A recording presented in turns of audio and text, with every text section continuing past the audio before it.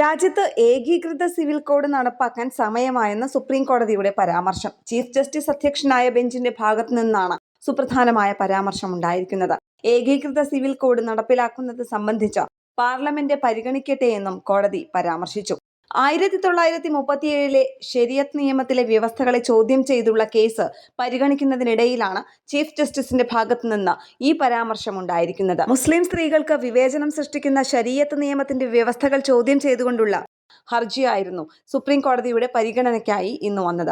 ഈ ഹർജി പരിഗണിക്കുന്നതിനിടെയാണ് chief justice Suryakant, ജസ്റ്റിസുമാരായ ജോയ് മാല ബാക്സിയ, ആർ മഹാദേവൻ എന്നിവർ അടങ്ങുന്ന ബെഞ്ച് ഏകീകൃത സിവിൽ നിയമമാണ് ഇത്തരം വിഷയങ്ങളെ സംബന്ധിച്ചിടത്തോളം ഏറ്റവും അഭികാമ്യം എന്ന തരത്തിലുള്ള ഒരു പരാമർശം ഉണ്ടായിരിക്കുന്നത്.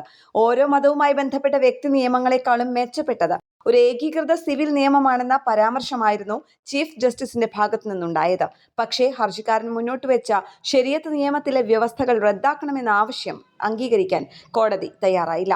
അങ്ങനെ ചെയ്യുകയാണെങ്കിൽ അത് നിയമത്തിൽ ഒരു ശൂന്യത സൃഷ്ടിക്കുമെന്നാണ് കോടതി ചൂണ്ടിക്കാണിച്ചത്. വ്യവസ്ഥകൾ റദ്ദാക്കിയാൽ മുസ്ലിം പിന്തുടർച്ചാവകാശത്തെ സംബന്ധിക്കുന്ന മറ്റു വ്യവസ്ഥകൾ ഒന്നും തന്നെ ഇല്ലാതാകും. ഈ സാഹചര്യത്തിലാണ് അതിലേക്ക് കടക്കുവാൻ കോടതി വിസമ്മതിച്ചത്. എന്നാൽ ഇക്കാര്യത്തിൽ ഒരു ഏകീകൃത സിവിൽ നിയമം നിയമനിർമ്മാണ സഭകൾ പരിഗണിക്കണമെന്ന അഭിപ്രായം കോടതിയുടെ ഭാഗത്തു നിന്ന് ഉണ്ടായി. ഇതൊരു ഉത്തരവാദിത്തമല്ല, മറിച്ച് കോടതിയുടെ അഭിപ്രായം എന്ന നിലയിലാണ് ചീഫ് ജസ്റ്റിസിന്റെ അധ്യക്ഷനായ ബെഞ്ച് ഇത്തരം ഒരു അഭിപ്രായ പ്രകടനം നടത്തിയിരിക്കുന്നത്.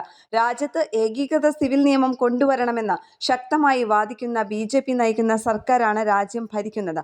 സുപ്രീം കോടതിയുടെ പരാമർശത്തെ കേന്ദ്ര സർക്കാർ എങ്ങനെയാണ് പരിഗണിക്കുക എന്നതാണ് നിർണായകം. ഏകീകൃത സിവിൽ നിയമം വരുന്നതിനെ എതിർക്കുന്നവർ സർക്കാർ കൊണ്ടുവരുന്ന നിയമത്തിനെതിരെ സുപ്രീം കോടതിയെ സമീപിക്കാൻ സാധ്യതയേറെയാണ്.